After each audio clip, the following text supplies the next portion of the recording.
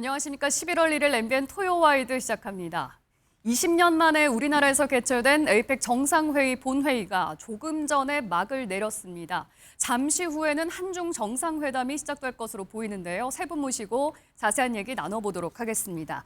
김열수 한국군사문제연구원 안보전략실장, 전가림 호서대 교양학부 교수, 고란 경제전문기자와 함께합니다. 어서 오십시오. 네, 안녕하세요. 네, 조금 전 에이펙 폐회식에서 이재명 대통령은 차기 의장국인 중국 시진핑 주석에게 의장직을 넘겼는데요. 관련 영상 먼저 보고 오시겠습니다.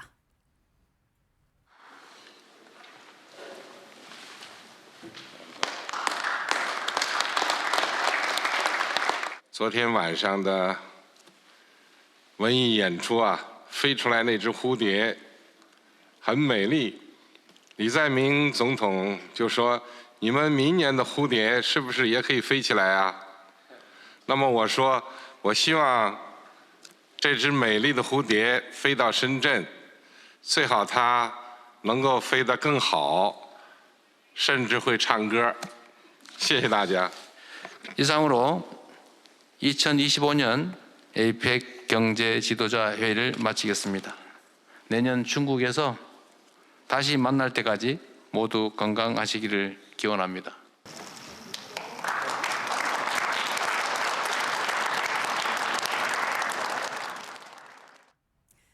네, 에이펙 정상회의 본회의가 조금 전에 폐막을 했습니다. 그야말로 일주일간 거의 외교의 슈퍼 위크였다, 이렇게 할 수도 있을 것 같은데 그중에서 가장 좀 인상 깊었던 장면이 있으실까요? 글쎄요, 이제 에이펙이라고 하는 것이 사실 어떻게 보면 1년 내내 하는 회의거든요. 네. 그중에 이제 핵심적인 것이 마지막 이제 일주간에 모여 있고 그 중에서도 이제 어제하고 오늘이 정상회의하는 거니까 핵심적인 거죠. 네. 그래서 에이펙 회의할 때 우리 대통령께서 개회사 하신 거 그것도 뭐 좀 인상적이었고 그리고 이제 이 시진핑 주석이 제일 마지막에 늦게 들어와서 좀 무뚝뚝하게 들어왔다가 나중에 지각했던 인상이 거 펴진 말씀이시죠? 그것도 좀 뭐 인상적이었고 네. 전체적으로 아주 부드럽게 잘 진행이 된 것 같습니다. 큰 외교 행사였는데 사고 없이 그래도 성황리에 좀 마무리가 된 것 같습니다. 네, 그렇습니다. 무척 성공적인 회의라고 저는 봅니다. 왜냐하면은 경주라는 역사 그리고 문화의 고도에서 이렇게 20여 개국의 정상들이 모인다라는 것이 쉽지 않고요. 그리고 잘 아시다시피 이게 경주라는 곳이 물론 상징적인 의미가 있습니다만 교통이라든지 우리가 이런 정상들을 모시기에는 좀 불편한 점이 없지 않습니다. 더군다나 이번에는 미중 간의 전략 경쟁 관계 속에서 미국과 중국의 지도자 그리고 아시아의 주요 국가인 일본의 지도자도 참가를 해가지고서 예. 거의 슈퍼 파워들이 모두 모였다라고 봐도 되고요. 더군다나 이제 동북아와 관련된 북한의 어떤 행위 때문에 상당히 우리가 좀 조바심 있게 또 관찰하기도 했는데 예. 자연스럽게도 그런 문제에 있어서 아무런 문제가 없었다라는 거는 이번 경주 에이펙 회의의 성과라고 할 수 있겠습니다. 예, 성과를 짚어주셨는데 고 기자께서는 이번 외교 일정들 다 어떻게 좀 보셨습니까? 개인적으로는 외교 일정도 관심사였겠지만 오히려 외교 일정보다는 CEO 서밋에 더 관심이 많이 갔습니다. 아무래도 이제 경제 전문 기자니까 네, 그쪽에 좀 더 보니까요. 이제 관심이 생기셨나 보네요. CEO 서밋 관련돼 가지고 이제 대한상회에서 보고서를 하나 냈었어요. 예. 이번에 경주 에이펙을 통해 가지고 고용 유발 효과가 한 2만 2천 명 되고 경제적 효과가 7조 4천억 정도 된다라는 보고서였는데 사실 예. 어떤 글로벌한 행사가 열리면 관련돼서 엄청난 경제 효과가 있다라고 말은 하지만 사실 다들 고개를 갸웃하거든요. 그 네. 정도 효과가 있을까? 그런데 이번 글로벌 이제 에이펙 CEO 서밋을 통해 가지고 실질적으로 여러 가지 국내 기업에 대한 대규모 투자가 발표되는 등 예. 실질적인 경제 효과가 엄청났다라는 점에서 이번 에이펙의 성과를 설명할 수 있겠다라는 생각이 듭니다. 예, 이번 기간에 에이펙 CEO 서밋도 있었고 각종 정상회담들도 있었고 이제 어제 오늘 에이펙 본회의까지 정말 굵직한 일들이 굉장히 많았었던 것 같습니다.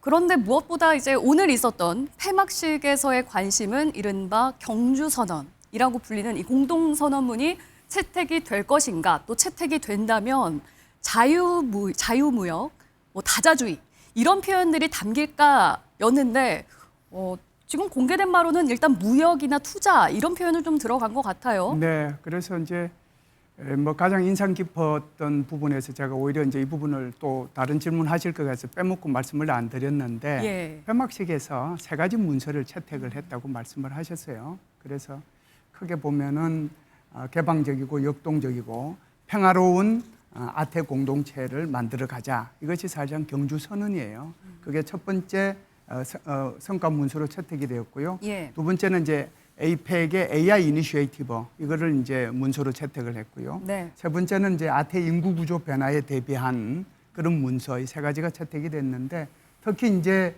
그 경주 선언에서 개방적이고 역동적이고 평화로운 아태 공동체라고 네. 이제 얘기를 했잖아요. 그래서 이것은 지금 미국이 얘기하고 있는 공정무역 또는 중국이 얘기하고 있는 자유무역 이 사이에서 용어를 어떻게 선택하느냐 하는 것이 굉장히 큰 고민이었을 텐데 예. 자유무역이나 공정무역이라는 이런 단어를 다 뺀 상태에서 개방적이고 역동적이고 평화로운이라는 단어를 사용을 했고요. 사실상 마지막에 나와 있는 아태 공동체라는 이 표현은 예. 중국의 시진핑 주석이 CEO 서밋 연설에서 얘기한 아태 경제 공동체의 그 표현이 그대로 들어간 그런 측면이 있다 이렇게 말씀을 드릴 수 있습니다. 결과적으로 어찌됐든 굉장한 그 조율 과정을 거쳐서 오늘 아침 7시 30분에 이 경주 선언문이 최종적으로 채택이 됐거든요. 예. 그래서 여기 관련되는 분들도 굉장히 고생이 많으셨다 이렇게 말씀드릴 수 있습니다. 예.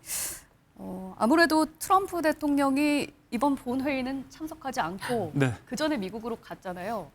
그래서 이번 본회의에서는 아무래도 시진핑 주석의 목소리, 입김이 더 커지지 않을 것인가. 네. 그래서 오히려 좀 더 시진핑 주석에게 가까운 자유무역이라든지 다자주의, 뭐 공정무역 이런 표현들이 더 들어가지 않을까 싶었는데 중간에서 좀 접점을 찾고 조율을 한 것 같아요. 우리가 그런 측면에서 미중 간의 갈등을 분석하는 것은 굉장히 합리적인 어떤 추론이라고 볼 수 있습니다. 그렇지만 시 주석이 참가했기 때문에 선언의 어떤 내용에서 시 주석의 의견이라든지 중국의 의견이 상당 부분 반영됐다라는 것은 예. 제가 봤을 땐 인과성은 별로 없다라고 생각합니다. 당연히 에이펙이라는 것이 아시아 태평양 지역에 있어서의 경제 번영을 얘기하는 것이고 경제와 관련된 문제를 얘기하는 것입니다. 그래서 예. 우리가 얘기하는 일반적인 어떤 무역과 그리고 투자 그리고 디지털 혁신이라든지 포용 성장이라는 내용을 포함하면서 그것을 어떻게 담아낼 것인가 하는 건데 예. 사실 앞서 진행자께서 말씀하신 것처럼 자유무역이라고 쓸 거냐, 자유로운 무역이라고 쓸 거냐, 아니면은 공동체라는 표현은 또 중국에서 인류 공동체를 강조하고 있기 때문에 그런 문제들이 혹시 정치적으로 해석될 여지가 없느냐, 물론 주최국에서 굉장히 조심할 겁니다. 그렇지만 기본적인 내용에 있어서는 제가 봤을 때는 큰 문제가 없다. 예. 우리가 뭐 굳이 자유무역 그리고 굳이 페어 트레이드라는 표현을 쓰지 않아도 모두가 페어 트레이드 그리고 자유로운 무역을 구가하고 그것을 목적으로 하고 있기 때문에 문구 자체 내에서의 어떤 단어에 우리가 특별히 신경 쓰기보다는 예. 아시아 태평양 지역의 회원국들이 지향하는 목표가 어디 있느냐. 제가 봤을 때 이번에 가장 주목되는 거는 바로 그 말레이시아에 있었던 푸트라차야에서 얘기했던 연결이라든지 혁신이라든지 그리고 번영의 어떤 목적을 위해서 무엇을 담을 것인가. 예. 거기에 가장 중요한 것이 문화 창조와 그리고 AI 산업이라는 것이 강조됐다는 그 부분이 중요한 부분이라고 생각합니다. 예. 말씀하신 것처럼 에이펙은 아시아 태평양 경제 협력체니까 아무래도 이제 경제 얘기가 가장 클 수밖에 없는데 고 기자께서 보시기에 이번 경주 선언에 담긴 내용의 가장 핵심 그리고 중요한 부분은 뭐라고 보십니까? 사실 경주 선언에 담긴 의미를 보자면요. 아까 말씀하신 대로 트럼프 대통령이 정상회의 기간에는, 그러니까 정상적인 회의 기간에는 없었습니다. 그냥 예. 그 전에 미국으로 떠나버렸죠. 일부러 가버린 건가요? 일부러 이제 간 본인은 겁니다. 네, 조금 맞습니다. 불편한 자리가 될 수 있기 때문에 사실 왜냐하면 트럼프 대통령은 보호 무역 그리고 자국 우선주의 이런 걸 지금 강조하고 있었는데 다자 외교 무대에서 선다. 이런 자리가 좀 불편하게 느껴질 수도 있었을 것 같아요. 네, 맞습니다. 일단 기본적으로 트럼프 대통령은요, 다자 외교 무대를 싫어합니다. 예. 왜냐하면 다자 외교 무대는 시선이 분산되지 않습니까? 트럼프 대통령 시선이 집중되는 양자 회담 같은 걸 더 중요하게 생각하고 있고요. 그래서 굳이 중국 시진핑 주석과의 이제 회담도 예. 그 에이펙 정상회의 기간 하루 앞서서 30일 날 끝내고 미국으로 가버렸고요. 네. 실무진으로서 스콧 베센트, 자기가 믿을 수 있는 실무진을 한국에 남겨서 아까 말씀드린 정상선언에 있어서 그 세부적인 문구 조절 같은 거를 아마 스콧 베센트가 맡아서 조절한 것 같습니다. 예. 때문에 뭐 자유무역이나 약간 미국이 싫어할 만한 말들은 좀 빼고 우회적인 수단으로 그 문구를 넣은 것 같고요. 예. 사실 경제적 측면에서 보자면 이번 에이펙 정상회의에서 무슨 선언이 발표됐냐보다는 그에 앞서 있었던 미중 정상회담이 훨씬 더 중요한 의미를 가진다라고 볼 수 있고요. 예. 다만 이번 그 경주 선언 문구에 들어간 게 보면은 이 콘텐츠 산업을 육성하자라는 부분에 있어서 처음으로 넣었다라고 합니다. 그 문구를요. 문화 콘텐츠 네, 문화 말씀이세요? 콘텐츠 관련 부분은요. 그 부분에 있어서는 우리가 어쨌든 문화 콘텐츠 산업에 있어서 이니셔티브를 쥐고 간다는 측면에 있어서는 예. 긍정적이다라고 평가가 됩니다. 예, 알겠습니다. 이제 공식적인 에이펙 행사는 마무리가 됐지만 남은 게 있습니다. 바로 한중 정상회담인데요. 이제 한중 정상회담이 잠시 후에 있을 것으로 보입니다. 일단 두 정상은 첫 대면을 어제 에이펙 개막식을 통해서 미리 한 바 있죠. 두 사람의 첫 만남 장면 영상으로 준비했습니다. 먼저 보고 오시겠습니다. 중국 국가주석입니다.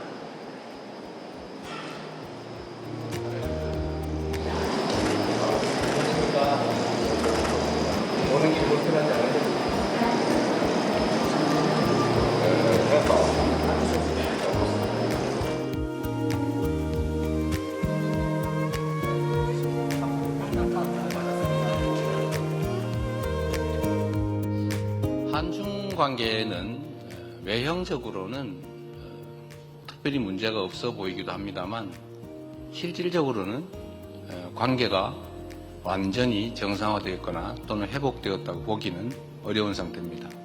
그래서 실질적인 관계 회복 그리고 실질적인 협력 강화가 꼭 필요하겠다라고 생각하고 거기에 주안점을 두고 논의하려고 합니다.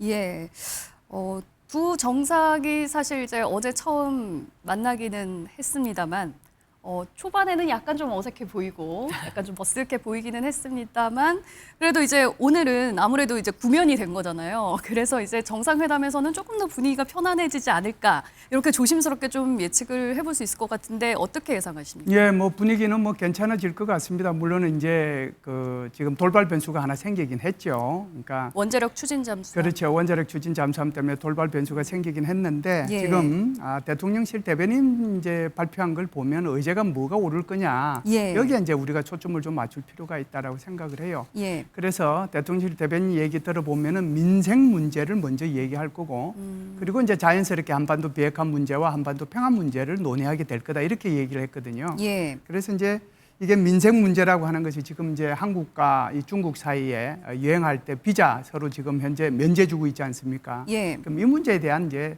여러 가지 얘기들이 좀 있을 거고요. 두 번째는 아무래도 지금 한중 FTA가 올해 이제 발효가 된 지 10년 됐는데 요거보다 조금 더 진전된 그러니까 서비스 분야라든지 투자 분야라든지 그렇지 않으면은 지식재산권 문제라든지 이런 분야에 대한 이제 얘기들이 있을 것 같고요. 세 번째는 이제 공급망 문제를 얘기하지 않겠는가. 예. 그래서 아무래도 이제 우리가 필요로 하는 것은 중국의 히토류가 될 거고요. 중국이 필요로 하는 것은 한국의 반도체가 되지 않겠습니까? 예. 그래서 그 문제가 있을 거고 마지막으로는 2017년도 이후에 한한령이 의해 가지고 사실상 중국 사람들이 그렇게 한국의 문화를 접하고 싶어도 지금 못하고 있는 상황이거든요. 예. 그래서 한한령 해제 문제도 같이 논의하지 않겠는가. 결국 민생 문제라는 것 자체가 경제 문제로 연결이 되는 거다 이렇게 예. 봐요. 중국과 나눌 얘기가 정말 많이 있는 것 같습니다. 그런데 뭐 분위기는 나쁘지 않을 거라고 네. 하셨습니다만 이 많은 의제들을 오늘 한꺼번에 다 얘기를 나눌 그럼요. 수 있을까요? 그거 사실상 힘들죠. 거기에 가장 압축적인 내용들을 얘기할 겁니다. 예. 일단 한중 FTA의 가장 중요한 문제는 기간이 너무 깁니다.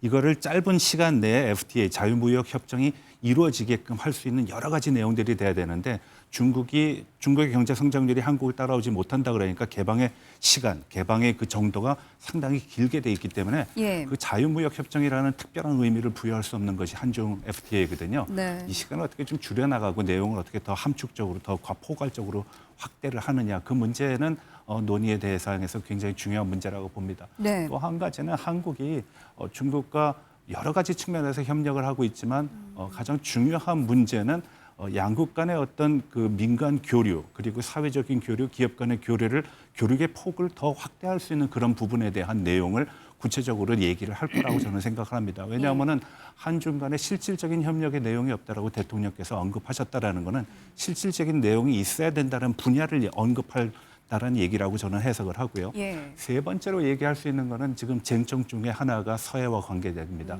중국이 동경 124도까지 밀고 오고 있고 거기에다가 중국의 어로 활동이라는 명목으로 여러 가지 시설물들을 놨는데 그건 사실 양국 간의 그런 영해에 대한 어떤 관련 그 교류에 있어서 좀 정리를 해보고 지나가야 될 문제가 있다라고 봅니다. 그래서 그런 불법 구조물에 대한 대통령의 어떤 명확한 의사가 전달될 거라고 봅니다. 그거는 이제 양국 간의 어떤 정치적이거나 안보적인 첨예한 문제라기보다는 이건 국제법적인 기준에 의해서 서로 협의할 수 있는 부분이라고 봅니다. 예.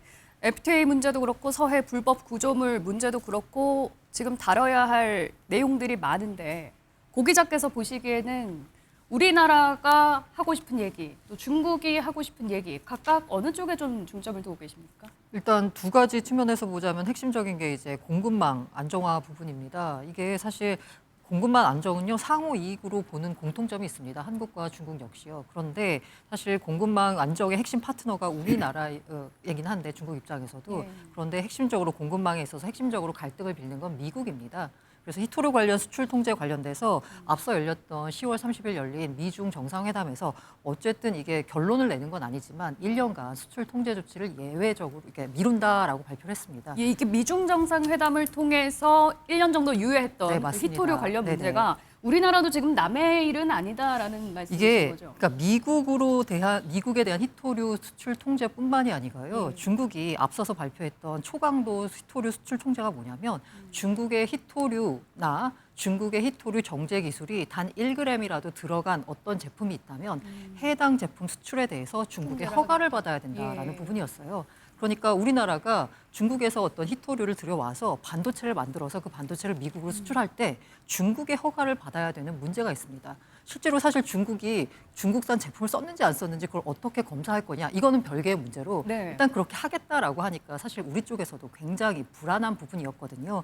그런데 일단 이게 1년 동안 유예가 되면서 일단 한숨을 돌렸다라고 볼 수 있습니다. 예. 그럼 우리 입장에서는요 수출선을 조금 약간 이 공급선을 다변화하는 그러니까 호주나 베트남 등에서 히토류를 수입을 좀 출처를 좀 다변화하는 조치가 필요하고요. 그리고 2,500억 규모의 핵심 광물 공급망 안정화 펀드를 내년부터 조성하기로 했는데 이거 이제 예. 빨리 조성해서 공급망 안정성을 확보해야 된다는 우리의 문제가 있습니다. 예. 사실 중국 입장에서는 사실 우리보다는 미국과 어떻게 하느냐가 이제 더 중요한 문제고요. 예. 그리고 우리가 얘기해야 될 굉장히 중요한 또 하나의 문제가 바로 그 한중 FTA 2단계 협상론입니다. 사실 한중 FTA 1단계가 발효된 지 10주년입니다. 올해가 정확히요. 예. 14년 11월에 체결이 됐고요. 15년 12월에 발효가 됐는데 1단계에서는 상품 무역이 중심이었습니다. 관세 철폐, 감축. 우리가 무역이라고 생각했을 때 직관적으로 다가가는 그 무역에 있어서 자유화를 취한 건데 사실 상품 무역보다는 지금 2단계 우리가 추진하고 있는 서비스, 투자, 지재권 등 비상품 분야가 훨씬 더 중요한 문제로 지금 현재 예. 부상하고 있습니다. 예, 예. 왜냐하면 중국도 그렇고 우리나라도 산업 발전 단계가 단순한 제조업에서 벗어나 있어서 서비스나 아니면 AI 같은 첨단 산업으로 발전했기 때문이죠. 예. 여기서 일단 서비스 무역 측면에서 보자면요. 이제 문화, 관광, 법률, 의료 등을 확대 개방해야 되는데 여기에 바로 이른바 한한령이 들어갑니다. 우리나라의 콘텐츠가 중국 시장으로 진출이 쉬워지도록 뭔가 조치를 취해져야 되고요. 게다가 여기 이제 지재권 보호가 들어가면서 그렇게 진출한 우리나라의 콘텐츠가 중국 시장에서 보호를 받으면서 예. 정당한 경제적 권리를 창출할 수 있는 정도의 뭔가 조치를 마련해야 된다라는 거죠. 예. 만약에 이게 잘 되면 지금 현재 우리나라의 24년 기준으로 한국과 중국의 무역 규모가 3천억 달러인데 이게 이제 더 커질 수 있다라는 거죠. 요거를 이뤄내야 되는데 사실 네. 중국 입장에서 말씀드린 대로 우리나라의 관계도 중요하지만 미국을 견제하는 측면이 큽니다. 예, 예. 그래서 미국 견제를 위해서 우리나라를 좀 지렛대로 삼을 그런 경향도 있기 때문에 이 부분이 아마 협상의 어려운 부분이 아닐까라는 생각이 예. 듭니다. 예, 뭐 히토류 공급망 문제, 한한령 문제 진짜 의제들이 정말 많이 있어요. 그런데 어제 대통령실에서는 이렇게 얘기를 했습니다. 오늘 한중 정상회담에서 무슨 얘기를 할 것인가? 한반도 비핵화와 평화 문제에 대해서 얘기를 할 거다. 라고 얘기를 했거든요. 이 말인즉슨 지금 가장 좀 나누고 싶어하는 주제가 이 부분이다라는 거였을까요? 어떻게 바라봐야 될까요? 예, 뭐 이 부분을 먼저 내세우면 곤란하니까 그래서 민생 문제를 먼저 내세웠고 네. 거기에 자연스럽게 이제 한반도 비핵화 문제와 평화 문제를 논의할 거라고 얘기했거든요. 예. 대통령께서 지금 이제 북한에 대한 어떤 정책을 갖다가 이제 화해, 협력 이런 쪽으로 나가고 있지 않습니까? 2023년도 12월 달에 북한은 노동당 중앙위원회 전원회의를 통해서 한국과의 관계를 적대적 두 국가론으로 한 상태에서 지금까지 그 관계를 유지하고 있거든요. 그렇기 때문에 이제 새로운 이재명 정부가 들어서서 아무리 이제 이렇게 노력을 하더라도 북한은 이제 여기에 대해서 변하지 않고 있는 거잖아요. 예. 지난번에 대통령이 유엔 총회에 가서 대북 정책 3원칙을 발표한 게 있어요. 그래서 정책인데 그게 바로 END거든요. 예. 서로 교류한다, 익스체인지. 그다음에 정상화시켜 주겠다, 다른 나라하고 북한하고. 그게 노멀리제이션. 예. 그다음에 D가 디뉴클레리제이션이잖아요. 비핵화한다는 건데. 결국은 이제 이렇게 하려고 하면은 한국이 굉장히 노력을 많이 해야 되겠지만 아무리 한국이 노력을 한다고 하더라도 북한이 여기 호응하지 않으면은 박수가 안 되는 거죠. 네. 혼자서 어떻게 한쪽 손으로 박수가 쳐지겠어요. 그래서 이 부분에 대해서 한국과 북한이 어떻게 대화하고 교류하고 할 수 있도록 중국이 건설적인 역할을 좀 해달라라고 예. 하는 게 첫 번째고, 그리고 이제 세 번째 문제도 여기 해당이 되는데 비핵화 문제에 대해서 중국이 건설적인 역할을 좀 해달라. 그래서 비핵화 문제는 사실상 이제 3단계 해법을 또 대통령께서 제시를 했잖아요. 일단은 이제 중단시키고 그다음에 감축하고 네. 나중에 폐기하는. 예. 그래서 3단계를 이제 계획을 하고 있는데 여기에 대해서 이제 중국이 조금 좀 적극적으로 여기에 좀 호응을 해줬으면 좋겠다. 네. 그 얘기를 아마 하실 거예요. 그러면은 중국이 여기에 대해서 어떻게 답할지 그게 저는 지금 이제 궁금한 네, 거잖아요. 저는 그게 지금 궁금해요. 예. 왜 그러냐면 어떻게 예상하십니까? 확실하게 뭐 END 이니셔티브에 대해서 중국이 지지한다 이런 표현을 내기는 좀 어려운 상황인가요? 아니면 그래서 이제 이 부분은 어떻게 이제 나중에 나중에 이제 회담이 끝나고 난 뒤에 발표가 될지 제가 이제 그게 제일 궁금하다라고 생각을 하는데 예. 사실상 그 중국의 대한반도 정책은 딱 세 가지로 정해져 있거든요. 네. 첫 번째가 한반도 평화와 안정이고요. 두 번째가 한반도의 비핵화입니다. 예. 그리고 이제 세 번째가 분쟁은 평화적으로 해결하고 대화로서 해결한다. 이 세 가지 원칙은 사실상 뭐 이 중국이 변함없이 지금 지켜가고 있는 그 원칙 중에 원칙이거든요. 예. 그러면은 이제 평화와 안정을 위해서 중국이 해야 할 일이 있고 비핵화를 위해서 해야 할 일이 있잖아요. 그런데 이 비핵화 문제에 대해서 지금 중국이 행하고 있는 이런 행동들을 보면 상당히 한반도 비핵화 문제하고 멀리 떨어져 있어요. 왜 그러냐면 2016년도, 17년도에 북한이 그렇게 핵과 미사일을 발사하고 그랬을 때 예. 사실상 유엔 대북 제재 결의안이 4개, 3개 이렇게 통과가 됨으로써 북한으로 들어가는 모든 물자, 북한으로 나오는 모든 물자 이걸 다 차단을 했거든요. 네네. 그때 중국과 러시아는 다 찬성표 던졌습니다. 그런데 2019년도 하노이 회담 결렬 이후에 지금 어떤 모습입니까? 아무리 북한이 그렇게 유엔 대북 제재 결의안을 위반하더라도 중국과 러시아는 여기에 대해서 안보리 제재 결의안을 통과시켜주지 않을 뿐만 아니라 더 나아가서 오히려 지금 대북 제재 결의안까지 해제시키자고 얘기하고 있고 예. 더군다나 좀 걱정스러운 것은 최근에 김정은이가 저기 중국을 방문해서 천안문 막루에 올랐다가 그리고 북중 회담을 했지 않습니까? 네. 그래서 북중 회담 모두 발언 속에서 그리고 이제 북중 회담이 끝나고 난 뒤에 어떤 언론에서도 북한의 비핵화라는 표현 자체는 사라졌어요. 그렇기 때문에 지금 도대체 중국이 이 한반도 비핵화에 대해서 특히 중국의 비핵화에 대해서 예. 어떠한 스탠스를 갖고 있는지 그것을 이번에 알아보는 것 자체가 이번 회담의 큰 성과 중에 하나가 되지 않겠나 이렇게 예. 봐요. 그동안에 사실 이제 이 트럼프 대통령이 방한을 한 중에 네. 북한은 조용했었잖아요. 그런데 이제 반응이 나왔어요. 이 대통령실에서 비핵화 문제를 좀 다루고 그렇죠. 싶다라고 얘기를 하니까 좀 거친 표현을 써가면서 네. 얘기를 했거든요. 예, 예. 이 말은 일부러 이제 중국을 좀 압박하겠다 이런 태도 때문일까요? 그런 태도도 있고요. 기본적으로 중국은 북한은 그렇습니다. 예를 들어서 이제 유엔 그 안전보장이사회에서 또는 유엔 총회에서 그렇지 않으면 제네바 군축회의에서 누군가가 이제 예를 들어서 북한 비핵화에 대해서 얘기를 하면 그 다음 날 꼭 북한에서는 어떤 형태로든지 반응이 나와요. 예. 그래서 이번 같은 경우에도 우리 대변인실에서 북한 비핵화, 소위 말해서 한반도 비핵화 문제를 얘기했기 때문에 예. 여기서 북한의 외무성 부상이 여기에 대한 이제 담화를 발표를 하고 어리석은 짓이고 개꿈이다라고 얘기를 한 거죠. 네. 그래서 이것은 뭐 북한이 늘 해왔던 그런 패턴의 일환이긴 하지만 이번 같은 경우에는 한국에 대한 어떤 경고 이런 메시지도 있지만 중국에 대한 경고의 메시지도 이 속에 좀 포함은 되지 않겠는가 이런 생각은 해요. 예.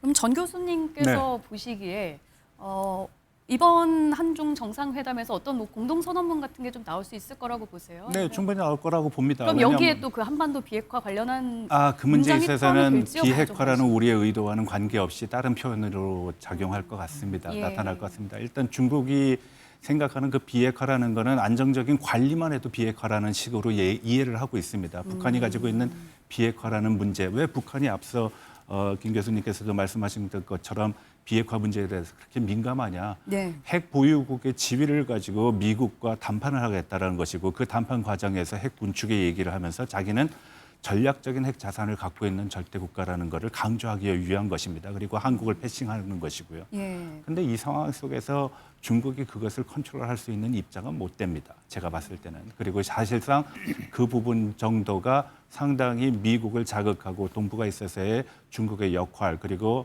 북한의 어떤 지위 모두를 컨트롤할 수 있는 입장에서 중국이 상당히 우위를 선점하고 있다라고 판단하기 때문에 중국도 거기에 대해서 미온적인 자세를 취해온 것이고요. 예. 그래서 이런 부분에 있어서 비핵화의 의지를 서로 담자라는 데는 아마 동의를 할 겁니다. 그렇지만 한반도 비핵화 문구상에는 문제 없습니다. 다만 그 비핵화 누구를 위한 비핵화라는 그 구체적인 표현은 아마 동의하지 않을 겁니다. 예.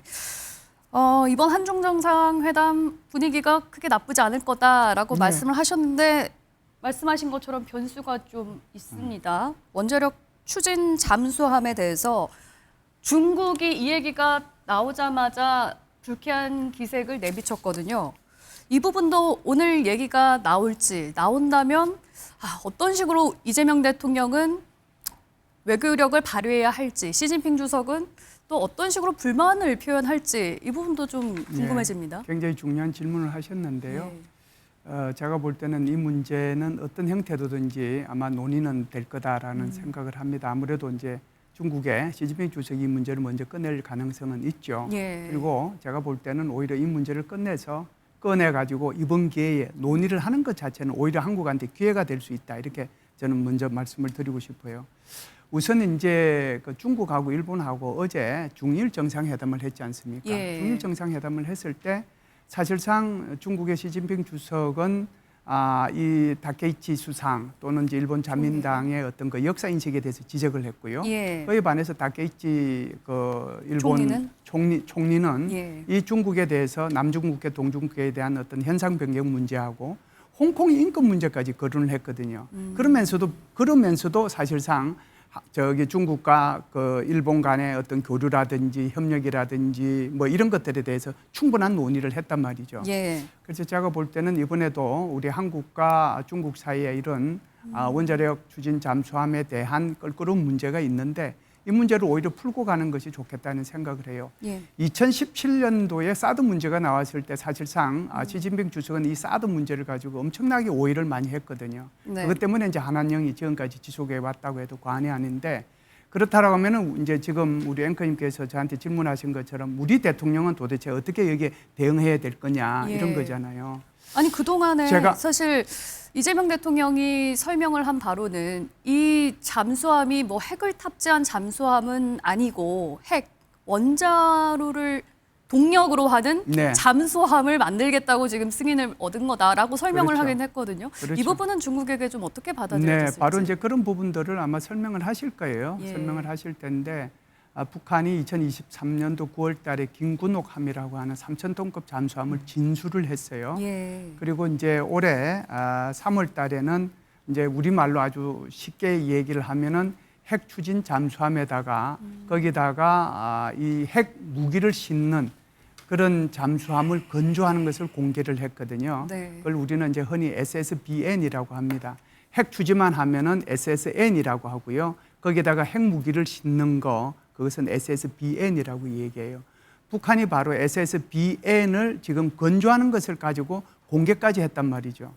그렇다라고 하면 우리의 한국의 지금 디젤 잠수함이 그 북한의 SSBN을 갖다가 감시하고 따라잡고 관리할 수 있느냐? 예. 절대로 못해요. 왜 그러냐면 이 차이는 그러니까 이 핵추진 잠수함하고 디젤 엔진하고의 차이는 잠항 능력. 사실상 핵추진 잠수함은 이론상으로는 보면 20년, 30년 동안 바닷속에 있어도 되는 거예요. 예. 그리고 속도도 2~3배 정도 더 빠르거든요. 그리고 이제 생존성도 훨씬 더 좋고 핵추진 잠수함이 그리고 이제 무장력도 훨씬 더 좋아요. 네. 그러니까 모든 면에서 더 좋단 말이죠. 그런데 그걸 갖다가 북한이 곧 이제 공개를 했으니까 얼마 있지 않으면은 러시아 기술을 지원받아 가지고 이걸 진수식을 가질 거 아니에요. 예, 예. 그러면 한국은 여기에 대해서 속수무책이에요. 그래서 이런 문제를 네. 아무래도 좀 이번 기회에 그냥 솔직하게 얘기하는 것이 좋겠다 하는 예. 생각이 들고요. 사실상 중국이 여기에 대해서 감나라 배나라고 하는 것은 주권을 침해하는 행위라고 생각을 해요. 예. 왜 그러냐면 중국은 현재 SSN이라고 하는 배를 잠수함을 6척 가지고 있고 SSBN이라고 하는 잠수함을 6척 가지고 있고 총 12척의 잠수함을 가지고 있으면서 예. 그걸 가지고 한국 해역을 얼마나 은밀하게 지금 들어오는지 그건 아무도 몰라요. 사실상 중국 함정이 작년도에 한국 해역을 침범한 게 330번이고 예, 예. 중국의 항공기가 카디지를 진입한 것도 30번이 넘어요. 네. 그러면 물속에 들어있는 건 얼마나 들어오는지 모르는 상황이잖아요. 그래서 이런 문제들도 솔직하고 허심탄회하게 예. 이렇게 뭐 이 회담의 첫머리에 이걸 하고 그리고 나서 어떻게 더 이제 예. 경제적으로 또 협력해 나갈 건가 이런 부분을 얘기하는 것이 오히려 우리한테는 기회가 될 수도 있다 이런 생각을 합니다. 예. 중국이 왜 이 부분에 대해서 그렇게 기분 나빠할까를 들여다보면 사실 우리나라에서 이런 원자력 잠수함이 필요한 이유 중에 하나가 뭐 북한도 그렇고 중국의 잠수함을 추적하기가 좀 어려운 이유가 있다라고 이제 설명을 했는데 어쨌든 이번 기회에 오히려 이게 기회가 될 수 있다. 중국을 잘 설득해서 설명할 수 있는 기회를 얻은 것이다. 그래서 혹시나 예전에 그 사드 배치 문제 때문에 지금까지 중국과 이렇게 사이가 많이 안 좋았었잖아요. 네. 이번 사안이 중국과의 관계에 미치는 영향은 어느 정도 될 거라고? 저는 없을 거라고 봅니다. 아, 전혀 왜냐하면 없을 이건 거라고 주권의 문제고 우리가 지금 사드하고 지금 핵추진 발전 잠수함하고는 상황적으로 내용이 다른 겁니다. 미국이 자발적으로 이제 배치를 한 거하고 이거는 우리 필요에 의해서 가지겠다라는 건데 우리가 우리 언론에서 이 문제를 다룰 때 한 가지 명심해야 될 거는 핵추진 발전 잠수함이라는 겁니다. 예. 핵잠수함이라 아니라는 겁니다. 이게 전략 무기이긴 하지만 우리는 주로 운송하는 매개 수단으로서이지 그 하나의 핵심적인 내용이 아니라는 걸 우리가 방점을 둘 필요가 있습니다. 그래서 시진핑 국가주석 같은 경우에도 이 내용이 나오고 난 다음에 바로 응수한 내용이 핵 확산에 유의해달라라는 표현을 썼습니다. 예. 반대할 수 없는 얘기거든요.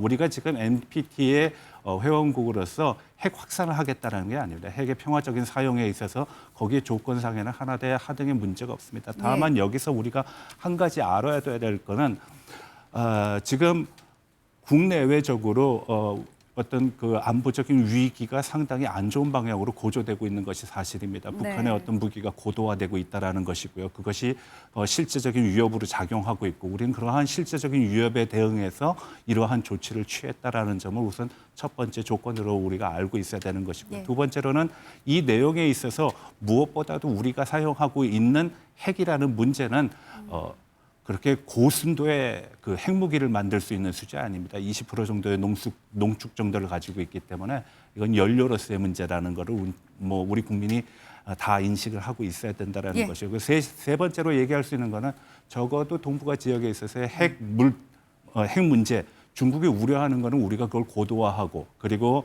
첨단화하고 그리고 소형화하는 문제로 인해 가지고선 폭탄이나 이런 걸 만들 거를 우려하고 있긴 하지만 사실은 우리는 이미 비핵화를 선언한 국가이고 이 핵의 문제에 관해서는 중국이 의도하는 그런 방향으로 가고 있지 않다는 것은 예. 분명합니다. 알겠습니다. 한중 정상회담에서 과연 어떤 의제들이 테이블에 오를까 지금 저희도 굉장히 많은 얘기를 나눴는데 지금 조금 전에 시진핑 주석과 공식 환영식이 시작됐다는 소식 방금 들어왔습니다. 사실 그동안의 정상회담에 있어서 미국 그리고 일본 등과 주고받은 선물들도 굉장히 관심이 많았었잖아요. 오늘 정상회담에서는 무엇을 주고받을지 이 부분도 좀 궁금해집니다. 트럼프 대통령에게는 일단 금관 모형 그리고 무궁화 훈장을 수여했었는데 어떤 모습이었는지 준비된 영상 좀 보고 오실까요?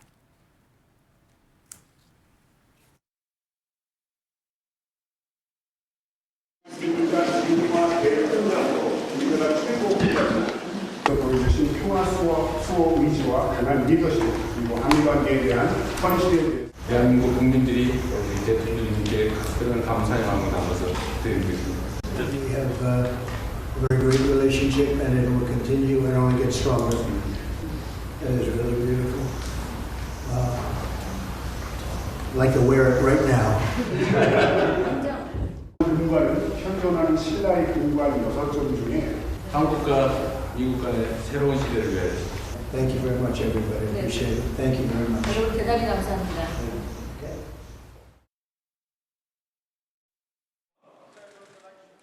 최종 정상이 지금 만났습니다. 양국 깃발을 배경으로 사진 촬영을 준비하고 있는 것 같습니다. 과연 어떤 선물을 주고받을 것인가 이 부분을 지금 우리가 쉽게 좀 예측을 해볼 수 있을까요? 신라라는 것이 하나의 힌트가 되지 않을까라고 생각합니다. 금관을 준 이유도 그것과 무관하지 않을 것이고요.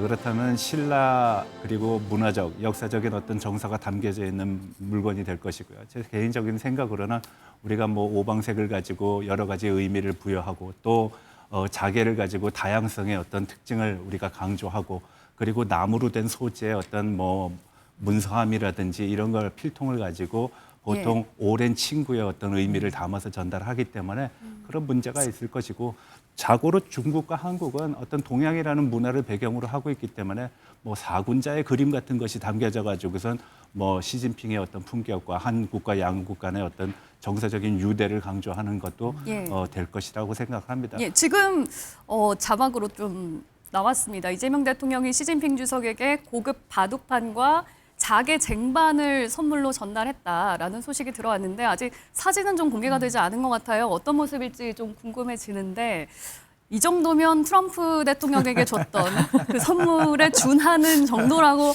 볼 수 있을까요? 돈은 차이가 많이 날 것 같은데요. 그런가요? 아무래도 왜 그러냐면 금이 이제 조금 들어갔다고 하니까 트럼프 대통령의 트럼프 금관에는. 대통령한테 들어간 금은 꽤 많습니다. 예. 뭐 고란 기자님이 더 잘 아실 텐데 거기에 무궁화 대훈장하고 건관에 들어간 것이 엄청나게 뭐 많고요. 예. 단위가 억 단위라고 그러는데 그리고 이제 이 건관을 바라보는 트럼프 대통령의 눈빛을 보면 완전히 거기에 그냥 홀려 있어요. 예. 왜 그러냐면 트럼프 대통령은 지금까지 쭉 살아오면서 유럽의 왕관들은 많이 봤잖아요. 그런데 동양의 저 건관은 처음 보는 거거든요. 예. 그리고 저게 이제 뭐 1000년 넘은 그런 이제 오래된 그런 건관인데 그러니까 이제 얼마나 넋을 놓았으면은 저거 오히려 건관하고 무궁화 저기 대훈장 야 이거 내 그 비행기에 실어. 네. 왜 그러냐면 자동적으로 거기 가게 될 텐데 그 정도로 이제 관심을 가졌는데 글쎄요 지금 제가 볼 때는 그 시진핑 주석이 워낙 이제 바둑을 좋아하시니까 예. 그래서 이제 바둑판하고 또 자개라고 하는 것이 뭐 대한민국이 워낙 유명하니까 뭐 이거 돈으로 따질 수는 없지만 예. 그래도 온 정성을 다해서 하지 않았나라고 생각하고요. 예. 그보다는 이제 더 큰 게 저는 있다라고 생각을 합니다. 사실상 우리가 그 이 짧은 시간 내에 그 미국의 트럼프 대통령도 국빈 방문을 하게 했고, 그다음에 그 중국의 시진핑 주석도 저 국빈 방문을 하게 했잖아요. 예. 저 국빈 방문을 하면 지금 같은 저런 절차들이 굉장히 필요하거든요. 그렇기 때문에 굉장히 지금 정부에서 엄청나게 그 미국과 중국 사이에서 균형을 유지하고 또 11년 만에 오는 또 시진핑 주석을 얼마나 잘 대우해야 되겠다라고 하는 그런 생각들이 실천에 옮겨졌지 않았는가. 그래서 굉장히 고생들 많이 하셨다 이런 생각은 합니다. 예. 물론 이제 선물은 마음이 중요한 거잖아요. 그럼요. 뭐 단순 가격으로 그 값어치를 다 매길 수는 없는 거니까. 그런데 이제 줬다고 알려진 고급 바둑판과 자개 쟁반, 시진핑 주석의 표정은 어땠을지도 굉장히 궁금해지거든요, 고 기자님. 일단 트럼프 대통령에게 줬던 금과 모형은 워낙 트럼프 대통령이 금을 좋아하니까 준비를 했다라고도 알려지고 있는데 시진핑 주석에게도 마음에 들었을까요? 글쎄요, 지금 이제 화면에 시진핑 주석의 반응이 나오지 않고 사실 트럼프 대통령과는 다르게 표현을 잘 하지 않잖아요. 이게 표정이 네. 그동안 그렇게 썩 밝지는 않았었어요. 트럼프 대통령 같은 경우에는 본인의 이제 SNS에다가 예. 본인의 감정을 그대로 쓰는 사람이고 시진핑 주석 같은 경우에는 외부적으로는 잘 드러내지 않는 거라서 네.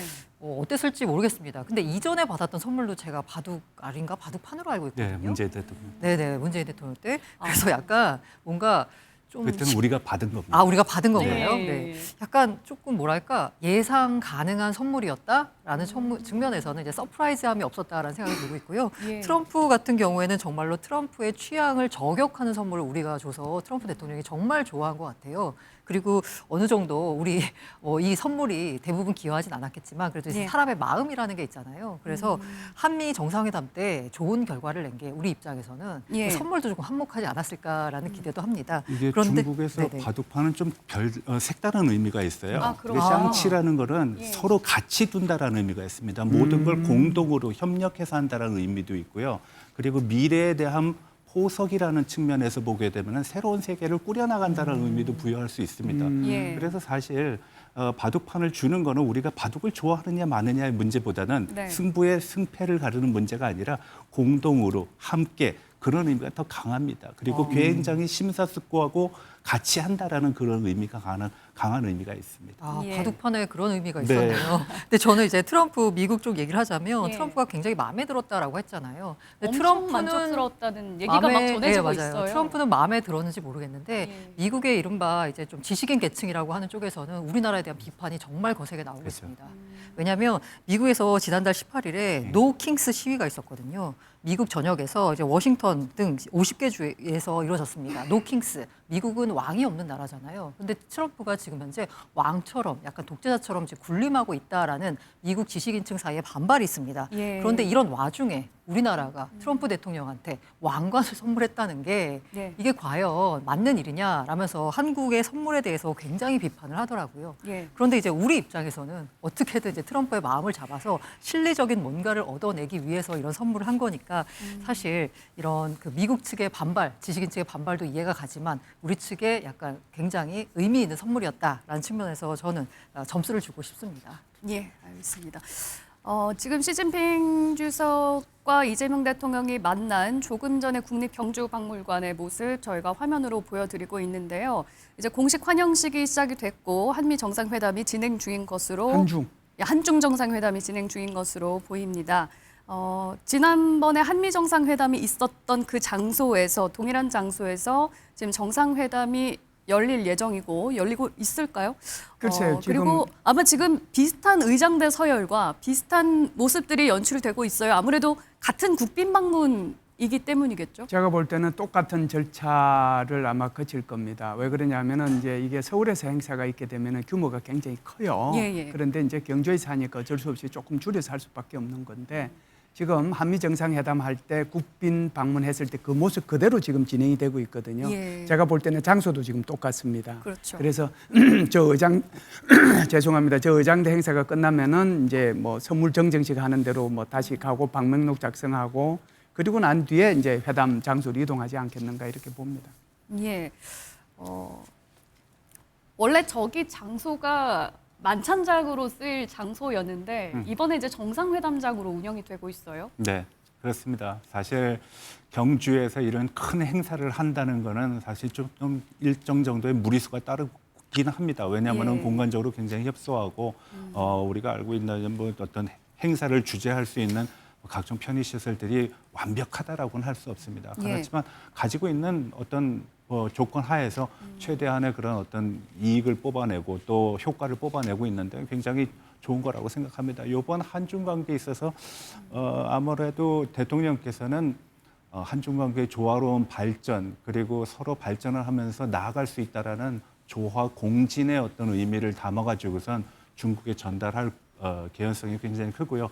이 과정 속에서 우리가 기대하는 뭐 구체적인 내용들보다는 오히려 협력 그리고 과거의 그 한중 관계가 처음 이렇게 무르익어가지고선 25주년 됐을 때는 최고의 정점에 올랐거든요. 아직도 그 정점을 회복하지 못하고 있습니다. 그래서 그 정점을 우리가 회복하고 나아가서는 그때 얘기했던 한중 관계를 어떻게 꾸며 나갈 것이냐는 예. 내용을 실현하자라는 측면을 강조하실 것 같습니다. 어떻게 보면 트럼프 대통령도 국빈 방문이었고 시진핑 주석도 국빈 방문이고 지금 정상회담이 진행되고 있는 이 모습도 상당히 비슷해 보이고 이재명 대통령이 미국과 중국 사이에서 좀 균형을 좀 잡겠다 이런 모습으로 또 해석을 할 수 있을까요? 그럼요. 균형을 잡겠다라는 것이 바로 국익 우선의 외교입니다. 예. 과거에 우리가 한중 관계 그리고 한미 관계를 얘기했을 때 안보는 미국, 경제는 중국. 마치 한 분야는 한쪽에 일변도가 되고 또 한쪽이 편향되는 그런 시각으로 해석했는데요. 그렇지 않습니다. 우리가 보통 얘기를 할 때 중용이라는 것이 마치 중간에 있는 것처럼 얘기하는데 중용화는 최적화입니다. 예. 만약에 우리의 생존을 위해서 이 선택이 중요하다 그러면은 이 거리는 오른쪽 왼쪽에 50%가 아니라 오른쪽으로 70% 갈 수도 있고 왼쪽으로 네. 30% 갈 수도 있는 그런 걸 의미하는 거거든요. 그래서 시진핑과의 어떤 만남에 있어서 우리가 지금 추구하고 있는 그리고 미국과의 관계에 있어서도 우리가 강조하고 있는 국익 중심의 외교라는 거는 무엇을 극대화할 것이냐 거기에 아마 핵심이 있다라고 봅니다. 예. 지금 잘하고 있습니다. 제가 봤을 때. 그렇다면요. 한중 정상회담은 회담 시간이 또 얼마나 될까? 이것도 한미 정상회담과 비슷하게 흘러갈까? 이 부분도 조금 궁금해지는데 고 기자께서 예상을 하시기에 지난 한미 정상회담과 비교했을 때 오늘 정상회담 시간도 좀 예측이 가능할까요? 전혀 예측이 안 되고 있고요. 그냥 짐작하기로는 그렇게 길지는 않을 것 같습니다. 사안들이 뭔가 협상 결과를 얻어내기에는 첨예한 문제가 많기 때문에요. 예. 그냥 포괄적으로 잘 지내보자 수준에서 마무리하지 구체적인 뭔가가 나올 것 같지는 않습니다. 네, 알겠습니다. 지금 시진핑 국가주석과 이재명 대통령이 3년 만에 이제 한중 정상회담을 열고 있습니다. 두 분은 이제 어제 처음 만나서 첫 대면을 했고 두 사람의 만남과 이제 정상회담은 이번이 처음이기도 한데요. 환영식에는 구윤철 부총리 그리고 조현 장관 등이 참석한 것으로 전해지고 있고 중국 측에서는 차이체 중앙서기처 서기 그리고 왕이 외교부장 등이 나온 것으로 전해지고 있습니다. 이재명 대통령이 한 명 한 명 중국 측 인사들에게 악수를 하는 모습 지금 함께 보고 계시고요. 지금 우리나라에서 중국에 준 선물까지는 공개가 됐습니다. 아직 이후 상황은 공개가 되지 않고 있는데요. 들어오는 대로 저희가 전해드리도록 하겠습니다. 저게 지금 미국하고 중국을 이제 정상들을 초청하는 데 있어서 우리 정부가 이제 굉장히 고생했다라고 이제 느끼는 게 미국 같은 경우에는 트럼프 대통령이 하루만 있다가 가겠다고 그랬잖아요. 당일치기. 근데 그걸 어찌됐든 1박 2일로 만들었지 않습니까? 그리고 이제 국빈 방문 형식을 취해서 아주 그냥 온갖 예우를 다해서 트럼프 대통령을 맞이했고요.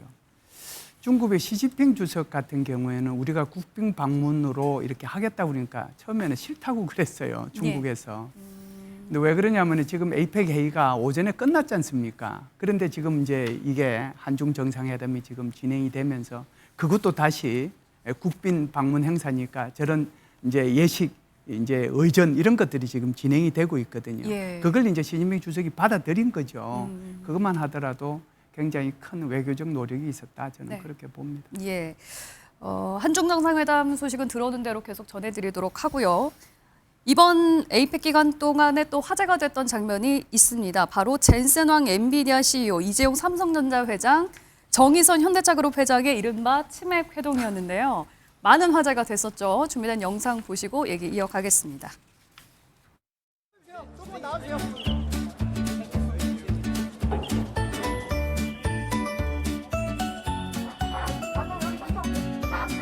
Are we gonna get something to drink?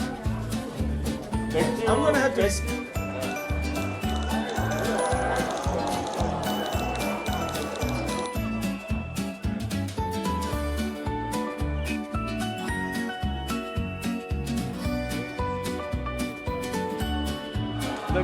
The chicken wings was so good. Have you been here before? It's incredible, right? This is the best way to enjoy Chimek. Yeah, of course. Wow. This is fantastic. Welcome back. 그때는 치킨집에서 치킨 드시면서 저희가 온 국민이 함께 지켜봤습니다. 더군다나 골든벨까지. And I heard this is my Chimek brothers. 불관계도 20년이 넘은 친구 관계고 어저께 말씀하신 대로 같이 치맥했고요. 생전 처음으로 젠슨이 시켜서 골든벨도 울렸습니다. 저도 그 자리에 있었어야 되는데. I wish I were there. Next time. Nice to see all of you. Kombu chicken is very good. I enjoyed Chimek with my friends, and it is the best way to enjoy Korea.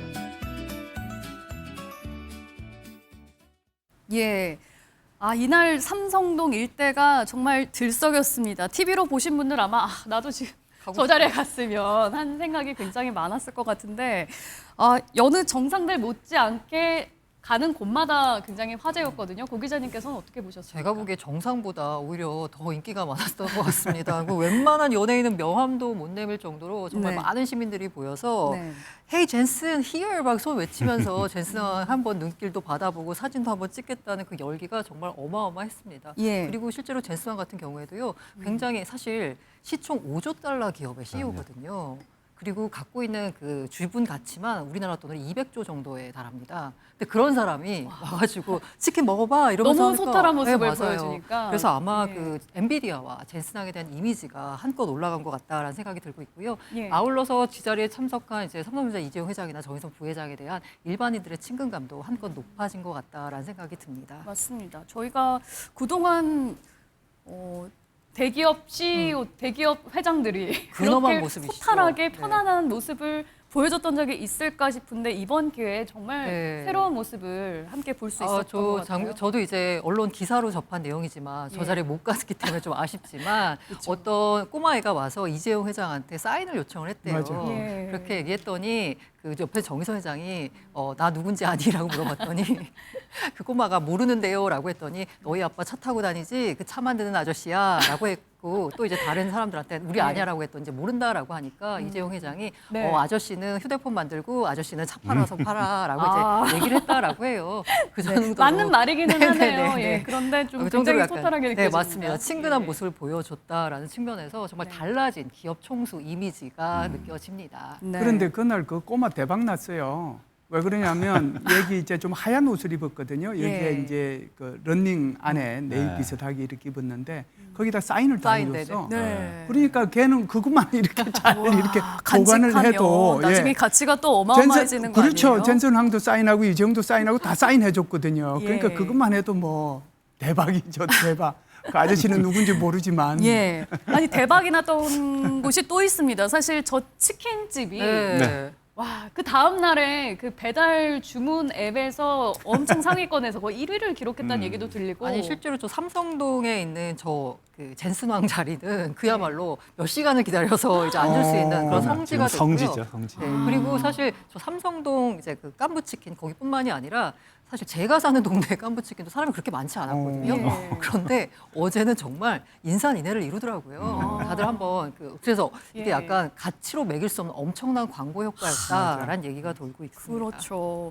사실 이날 이제 정말 관심을 모았던 것 중에 하나가 누가 계산을 하느냐라는 거였는데 이제 공개가 됐죠. 네네, 사실 그렇습니다. 골든벨 울린 사람 따로, 돈 낸 사람 따로. 가불은 약간 이렇게 분명하니까. 됐어요. 예, 네. 가불은 분명하니까 이재용 초대를 CEO가 돈을 냈죠. 네네, 그렇죠? 맞습니다. 그리고 2차는 현대에서 네네. 하기로 했고, 네.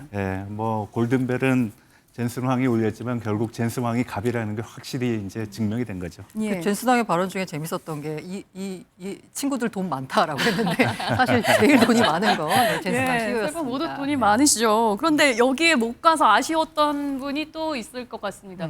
SK 최태원 회장도 원래는 가기로 되어 있었는데 에이펙 CEO 서밋의 그렇죠. 의장이다 보니까 아무래도 경주에서 현장을 챙겨야 되기 때문에 가지 못했다고 해요. 네네네. 대신에 이제 따로 젠슨왕 CEO와 만났다고 하는 거죠. 거죠. 그리고 사실 그 엔비디아에 있어서 SK 하이닉스는 핵심 파트너입니다. 네. 때문에 뭐 저 자리에 함께하지 않았다 그래서 그 중요성이 떨어지는 건 절대 아니고요. 네. 이후에 이제 엔비디아가 여러 가지 발표를 하면서 SK 하이닉스가 얼마나 엔비디아 핵심 파트너인지도 다시 증명이 되기도 했고요. 네. 아쉬움을 표현한 분 또 있죠. 이재명 대통령. 또 아까 저야 마찬가지로 그 자리에 내가 갔어야 되는데 점점 연령대가 올라가고 있는 거예요. 라고 하셨어요. 그 말인즉슨 이제 젠슨왕 CEO도 그러면 다음번에는 우리 다 같이 한번 보는 거 아닙니까? 라면서 이제 여지를 남겼는데 이 얘기는 좀 어떻게 들으셨어요? 뭐 상당히 어떤 소프트 파워를 발산할 수 있는 능력들이 대단하신 분들인 것 같습니다. 예. 특히 그러한 매력 공세가 제가 봤을 땐 젠슨 황이 어떤 사업가로서의 모습뿐만 아니라 예. 굉장히 어떤 사건을 대함에 있어서 유연하고 그리고 뭐 친민적인 정서를 잘 활용할 줄 아는 것 같습니다. 덕분에 이재용 그리고 정의선도 이번 기회를 통해 가지고선 굉장히 어떤 이미지 쇄신이라는 측면에서 굉장히 도움이 되지 않았나라고 봅니다. 네. 젠슨왕 CEO가 이날 우리나라에 어마어마한 선물을 줄 거다라고 얘기를 했는데 정말 큰 선물 보따리를 내놨더라고요. GPU, 그러니까 그래픽 처리 장치 26만 장을 우리나라에 우선 공급하겠다. 이게 사실은 어떤 의미를 갖고 있는지 크게 막 이렇게 와닿지는 않은데 일단 이 GPU 자체가 돈 주고도 살 수 없는 거라고요? 지금 그 GPU 시장에 있어서는 지금 AI 하이퍼스케일러라고 하죠. AI 데이터 센터를 구축하는 기업들 사이에서 서로 지금 GPU를 받겠다라고 줄을 서서 있어요. 예. 전형적인 공급자 우선 시장입니다. 네. 그러니까 엔비디아가 순서를 매길 수가 있는 거예요. 그럼 엔비디아가 주고 싶은 마음대로 네네 맞습니다. 엔비디아 마음대로 그냥 양보한테만. 주고 싶은 나라의 우선순위를 두고 나눠줄 수 있는 주로 건가요? 이제 기업이 되겠죠. 주고 싶은 기업한테 그걸 이제 네. 먼저 받는 게 어떻게 네. 보자면 그 기업으로서 이제 수건 사업이 될 것 같고요. 그런데 우리는 이제 이재명 대통령이 취임을 하면서 네. GPU 5만 장 확보를 이제 공약을 세웠습니다. 우리나라가 이제 AI 강국이 되기 위해서는 일단 네. 최소한 GPU 5만 장을 확보해야 된다라고 했는데 사실 그 5만 장 확보가 쉽지 않았습니다. 그리고 기업들 입장에서도 GPU를 먼저 확보해서 예. 자신들의 AI 인프라 역량을 좀 향상시켜야 되는데 GPU 확보가 쉽지 않은 상황에서 아까 선물이라는 말씀을 주셨잖아요. 예. 엔비디아가 젠슨왕 CEO가 우리나라에 26만 장을 우선 공급하겠다라고 했습니다. 예. 이게 정말 어마어마한 선물이 될 수 있고요. 네. 이를 받아든 이제 기업들 입장에서는 예를 들면 삼성전자 같은 경우에는 5만 장을 받기로 했는데요. 예. 이걸 받아서 첨단형 그 반도체 산업의 AI 반도체 팩토리를 만들어서 네. 반도체 산업을 한 단계 업그레이드 시키겠다라는 그런 네. 비전을 내놨고요. SK 역시 엔비디아 기반의 AI 팩토리를 구축하겠다라고 했고요. 예. AI 주도 모빌리티를 위한 현대차도 역시나 AI 팩토리를 구축하겠다라는 네. 발표를 했습니다. 이런 정도로 큰 선물을 안기고 갔고요. 예. 이 선물에 걸맞게 우리나라의 SK 하이닉스, 삼성전자 주가 모두 오. 뛰었습니다. 사실 이게 중요한 거는요. 예. 기업체에서 그래픽 카드를 갖고 갔다라는 게 아닙니다.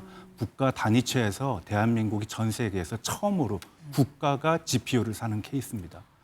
그래서 국가가 AI 발전에 가장 주도를 하는 국가 역시도 한국이라는 게 증명이 된 거고 그 의지에 엔비디아도 굉장히 동감을 한다는 것이죠. 지금 미국이 첨단 산업에 있어서의 어떤 핵심 그리고 가장 선두에 있지만 그것은 미국 기업들이 잘하고 있는 것이지 미국의 국가적인 차원에서의 의지가 반영된 건 아니거든요. 근데 한국은 국가와 산업체가 동시에 그리고 민간에 그걸 서포트하는 그런 모습을 보이고 있기 때문에 네. 아마 젠스왕이 봤을 땐 굉장히 인상적이고 고무적인 어떤 패턴을 지금 한국에서 보여주고 있다라고 보여지고 네. 그 의미에서 특별한 선물을 주고 간 것이죠. 저 가치가 14조 원어치 정도 된다고 네네, 맞습니다. 하나요? 지금 GPU 특별한- 가격 생각하면 한 10조에서 14조 원 정도가 되고 있고요. 앞서 이제 교수님이 말씀 주신 의미로 보자면요. 만약에 우리가 지금 기존에 있었던 거에다가 지금 26만 장까지 더하면 대충 한 30만 장 정도를 갖고 있게 되거든요. 예. 그렇게 되면 미국, 중국에 이어 우리가 GPU 보유 3위 국가로 올라서게 됩니다. 차이는 좀 많이 나요. 그 지금 저게 보면은 이제 독일에는 10,000장 주겠다고 그랬대요. 만장. 예, 그리고 유럽연합은 총 통틀어 10만 장. 그리고 이제 영국은 맥시멈 12만 장 그랬는데 와, 우리는 그거보다 훨씬 많은 거잖아요. 한국이 26만 장. 예. 그리고 이제 지금 우리 고란 기자님 말씀하신 것처럼 이미 우리가 확보한 4만 장까지 합하면 30만 장이 돼서 세계 3위가 되는 거거든요. 네. 그러면은 지금 이재명 정부가 추구하는 것이 AI 3대 강국이잖아요. 예. 그 속에 들어갈 수 있는 거죠. 그래서 이제 이런 생각도 들어요. 그렇다라고 하면 왜 젠슨 황이라는 사람이 한국을 택했을까? 그런데 이 사람 말 속에 답이 있어요. 왜 그러냐면 한국은 소프트웨어 측면, 그다음에 산업 측면, 그리고 AI 역량 이 세 가지 차원에서 한국만한 이런 역량을 갖고 있는 나라가 전 세계에 몇 명이 되느냐. 그렇기 때문에 자기가 한국을 선택했다는 거거든요. 그날 그런 얘기도 했어요. 한국에 PC방이 있었고 e스포츠가 있었기 때문에 지금의 본인이 있었다라고 그렇죠. 할 정도로. 시작은 이제 그렇게 시작을 해서 지금은 이제 완전히 예. AI 반도체의 최선두주자가 된 거죠. 그렇기 때문에 한국에 대한 빚도 있다 뭐 이런 네. 얘기인데 그런 것보다는 한국이 그동안에 이렇게 이제 뭐라고 할까요? 뭐 전기 또 통신 그다음에 뭐 배터리, 인력 그리고 전력 이런 것을 다 제공해 줄 수 있는 이런 나라가 이런 인프라를 갖춘 나라가 전 세계 몇 명이 돼요? 몇 개국이 돼요? 없단 말이죠. 그러니까 사실상 뭐 우리한테 선물을 줬지만 또 예. 우리도 뭐 젠슨 황한테 선물 네. 줬다 이렇게 저는 생각을 해요. 아, 그렇군요. 와, 14조 원어치의 가치라니 일단 이날 나왔던 치킨 값이 한 200만 원 정도 됐다고 하는데 대신 내길 잘한 것 같습니다. 예. 세 번 말씀은 여기까지 듣겠습니다. 고맙습니다.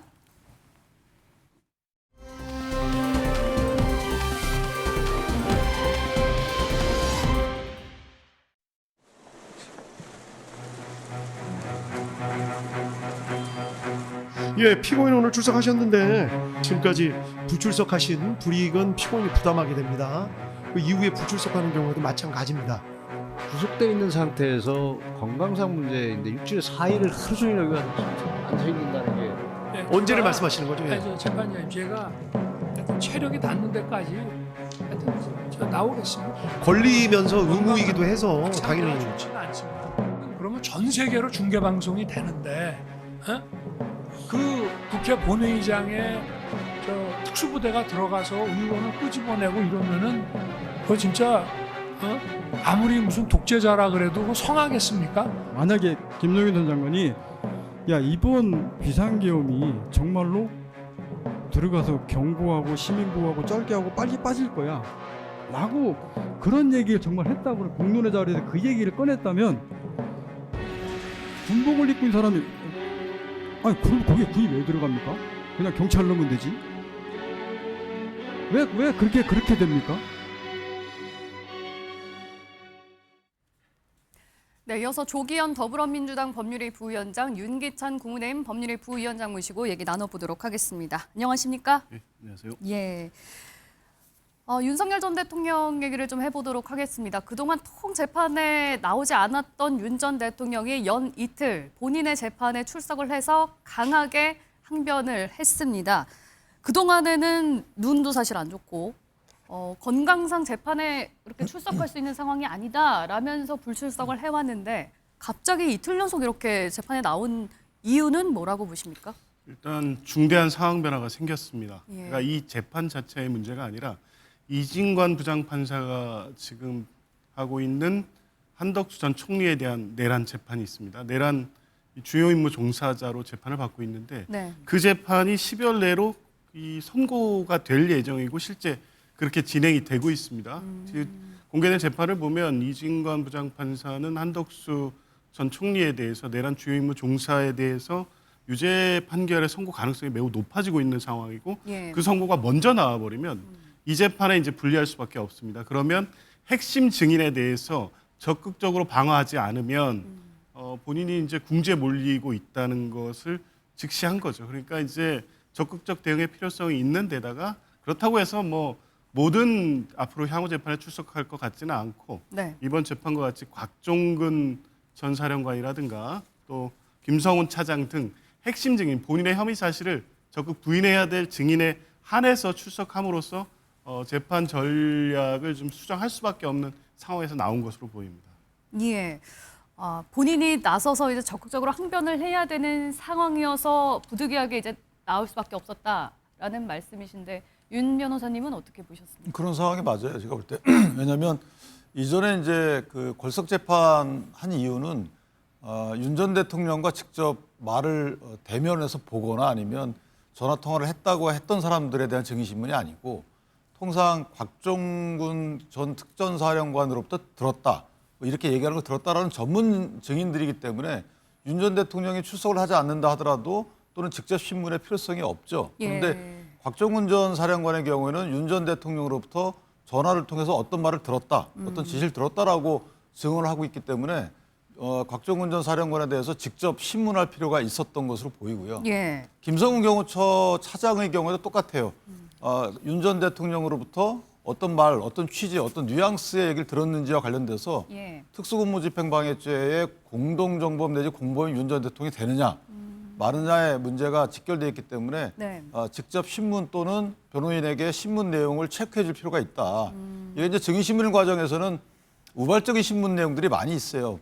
평상시에 준비했던 것 이외에 증인이 증언한 내용에 대해서 본인만 알 수 있는, 경험한 본인만 알 수 있는 내용이 있을 수 있기 때문에 그런 보충적 역할이 필요했기 때문에 출석한 것이 아닌가라는 생각을 합니다. 예. 어제 그 이제 재판 과정에서 뭐 기가 찬 듯이 이렇게 미소를 띄었다 그래야 될까요? 웃는 표정을 좀 짓기도 하고 또 특검이 김건희 여사에 대해서 호칭을 빼고 얘기를 하니까 막 뭐라고 했다고 해요. 이런 식의 재판에서 보였던 태도는 좀 어떻게 보셨습니까? 그 장면들을 보면서 많은 국민들은 윤석열 전 대통령 김건희 씨에 대해서 일말의 동정조차 필요 없다. 이런 판단을 하게 될 것 같습니다. 이게 일정 정도의 일단 실소를 보인 건 본인이 진실을 말하고 있고 예. 곽종근 전 사령관이 허위짓을 하고 있다. 이런 여유를 보여주고 싶은 거겠죠. 근데 실제 헌법재판소의 탄핵심판 과정에서 관련된 내용에 대한 증인신문이 이루어졌고 예. 당시 헌법재판소가 전원일치로 파면 결정을 하면서 이 부분 곽종근 사령관의 증언의 신빙성을 다 인정한 바가 있습니다. 똑같은 진술을 반복하고 있는데 이 뭐 좀 다른 방식으로 내용적으로 부인하거나 본인의 진술의 신빙성을 확인할 수 없으니까 저런 태도를 통해서 이제 그걸 보여주고 싶었던 것 같은데 예. 그렇다고 해서 이 하나의 진실이 가려지지는 않고요. 김건희 씨 관련된 호칭 문제는 저는 뭐 그게 다 다른 의도를 갖고 있는 것 같지는 않고 실제 그냥 본인의 감정인 것 같은데요. 예. 실제 그날 이 비상계엄 내란으로 충격받은 이 국민들의 아직 고통이 완벽히 가시지 않았고 특히 뭐 곽종근 사령관도 그렇고 지시에 의해서 어쩔 수 없이 비상계엄에 가담하게 된 내란에 가담하게 된 이 트라우마를 직접 얘기하고 있지 않습니까? 예. 국민과 본인으로 인해서 인생이 망가진 내란 가담자들에 대한 최소한의 존중과 사과의 입장은 없이 여전히 김건희 씨에 대해서 존중할 것을 이 특검에게 강요하는 모습을 보면서 네. 이분들은 이 아직도 내란의 심각성 그리고 3년간의 국정농단으로 인해서 국민들이 받은 충격 이 부분에 대해 전혀 헤아리지 못하고 있다는 걸 확인했습니다. 예. 윤석열 전 대통령의 그 모습을 보면 건강이 안 좋았던 게 맞나 싶을 정도로 굉장히 건강한 모습이에요. 이러면은 이제 앞으로 재판에는 이제 계속 나올 가능성이 좀 높겠죠. 건강하다고 보기엔 그래 단정하기는 어렵죠. 왜냐하면 좀 안 본인 좋아 인생이 보이셨으니까. 걸린 문제이기 때문에 예. 건강에 불구하고 나와서 증언할 수도 있는 거고 또 집중하다 보면 저런 모습이 나올 수 있는 거고 또 하나 이제 곽종근 씨의 경우에는 실제 탄핵 심판 과정이나 아니면 그간 김병주 의원이 그 찾아가서 했던 유튜브 발언 내용을 토대로 보더라도 진술이 몇 번 바뀌어요. 또 하나는 이제 곽종근 씨의 경우에는 김영현 전 장관의 경우에 미팅을 몇 번 했다는 거 아니에요? 계엄 예. 전에. 그러면 본인이 만약에 이와 같이 검찰의 공소장 내용과 같은 이런 역할을 사전에 부여받았다면 공모했다면 뭔가 역할이 부여됐을 거 아니겠어요? 근데 그 역할에 대해서는 좀 증언 내용이 없다는 거죠. 네. 통상 당신이 왜 그 국회에 와야 되는지에 대해서 그냥 오지는 않을 거 아니겠어요? 보통 임무를 부여받았어야 되는데 그 임무, 부여받은 임무에 대해서는 어디도 나타나지 않고 즉흥적인 역할을 대통령으로부터 전달받았다는 거거든요. 이 장면이 낯설다는 거예요. 윤 전 대통령의 말은. 또 하나 이제 김건희 여사에 대한 호칭 문제는 저희가 그건 잘 살펴봐야 될 부분이 있는 것이 예. 물론 윤 전 대통령이 감정적 대응을 하는 것은 옳지 않지만 통상 특검도 잘못했어요. 통상 네. 피고인이라고 호칭하든지요. 또는 피고인 김건희, 김건희 피고인 이렇게 하는 게 정상적인 예예요. 예. 예를 예전에 박근혜 전 대통령 때에도 변호인 그 당시에 유영아 변호인이 대통령님, 대통령이라고 하니까 그 당시에 재판부에서 피고인으로 합시다라고 통일을 해줬단 말이에요. 그러니까 피고인의 호칭이 정상적인 것이지 예. 김건희라고 하는 것은 정상적인 것이 아니죠. 이 부분은 명확히 저희가 짚고 넘어가야 될 부분입니다. 예, 알겠습니다. 이런 가운데 이재명 정부 첫 국정감사도 사실상 마무리가 됐습니다. 민주당이 에이펙 기간을 무정쟁 주간으로 하자라고 했음에도 불구하고 이 말이 무색할 정도로 국회에서는 거센 공방이 오갔는데요. 관련 영상부터 보고 오시겠습니다. 사법부의 권위가 바닥이 됐습니다. 대법원의 권위가 바닥이 됐습니다. 시민들이 인터넷에 이런 걸 올리고 있습니다. 도대체 대법원장 왜 반말을 자꾸 하세요? 시간을 주셔야죠. 왜 반말을 하세요? 왜 혼자서만 계속 반말하세요? 연세 많으시다고 막 반말됩니까? 원칙해주세요. 원칙에 전하죠. 에휴 이 짜질한 이걸 보낸 사람이 누굽니까? 박정훈입니다. 이 한식 아이고 참 박연 그렇게 욕을 하면 어떡합니까?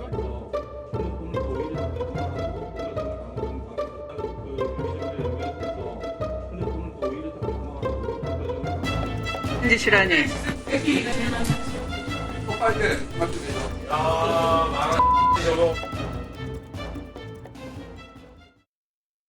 예, 이번 주 이제 많은 언론이 에이펙 정상회의에 주목을 하고 있었지만 국회에서는 계속 국정감사가 진행 중이었습니다. 이 국정감사가 이제 사실상 마무리가 되는데요.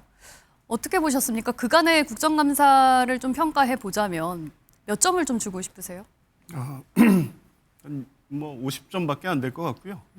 그 50점도 그나마 민주당이 여당인 민주당이 실제 대안이라든가 국정과 관련된 여러 가지 문제 제기를 해서 국회 전체에 줄 수 있는 점수가 50점인 거고 나머지 50점은 사실 국민의힘이 예. 뭐 아무런 역할을 하지 않았다 이렇게 볼 수밖에 없습니다. 민주당이 그나마 잘해서 50점 줄 수 그렇죠. 있는 거다. 예, 왜냐하면 뭐 국민들 시각에서 볼 때는 그런 평가를 받을 수밖에 없겠죠. 왜냐하면 법사위나 과방위 중심으로 해서 예. 정쟁만 부각이 돼서 그렇지 실제 다른 상임위에서는 민생과 관련된 여러 가지 문제들 지적도 있었고요.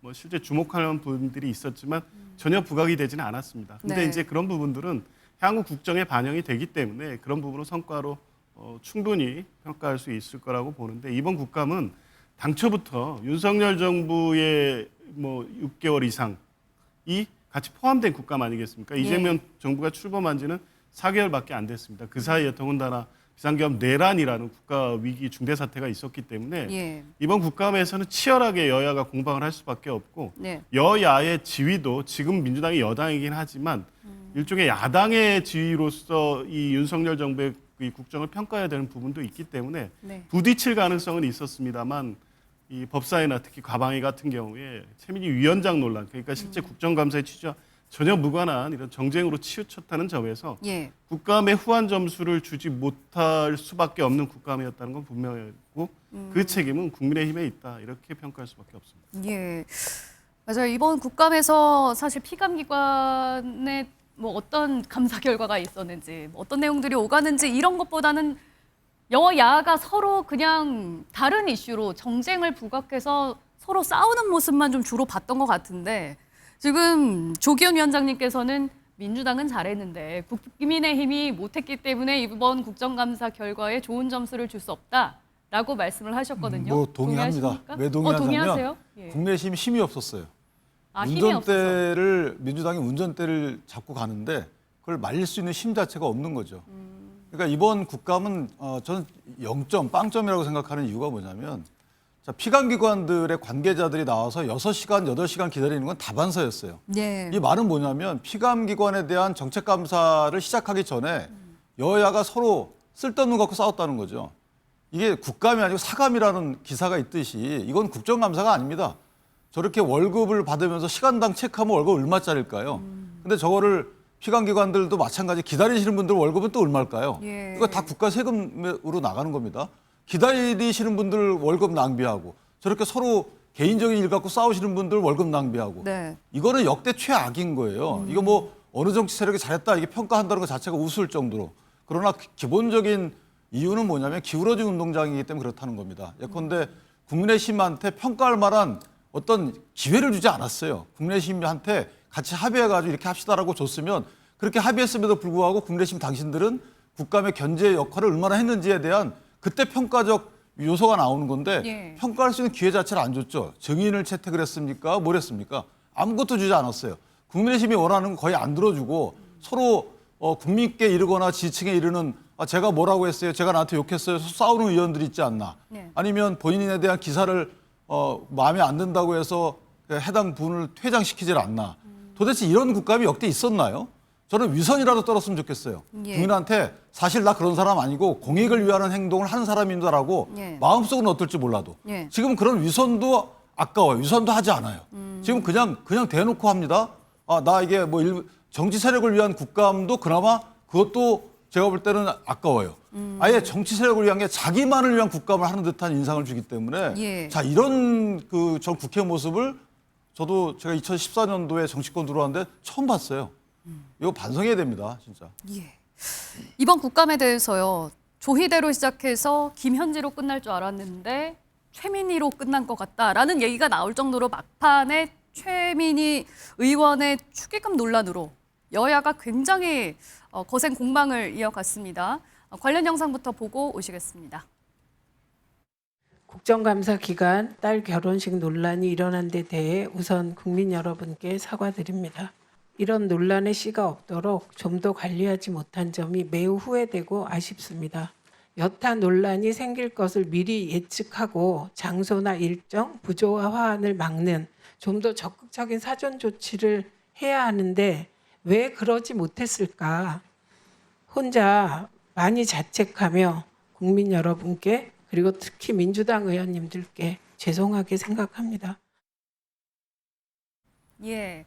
지난 18일에 최민희 의원의 딸이 국회 사랑제에서 결혼식을 올렸습니다. 그런데 축의금을 받아서 좀 논란이 됐어요. 피감기관에 청첩장을 돌리고 심지어 카드 결제까지 가능하게 했다.